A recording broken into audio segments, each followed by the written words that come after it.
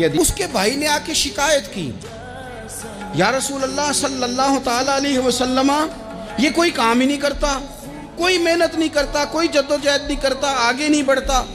مجھے اس کی ضروریات کی کفالت کرنی پڑتی ہے، مجھے جدوجہد کرنی پڑتی ہے، مجھے اس کے معاملات کا خیال رکھنا پڑتا ہے، آپ اسے سمجھائیں۔ تو حضور نے بہت سارے لوگوں کو سمجھایا جو کام نہیں کرتے تھے۔ ہمارا نبی پاک نے ایک روحانی مسئلے کا حل بھی بتایا۔ اللہ کے محبوب علیہ السلام سے عرض کی، حضور یہ یہیں بیٹھا رہتا ہے اور سارے ہی کام مجھے کرنے پڑتے ہیں۔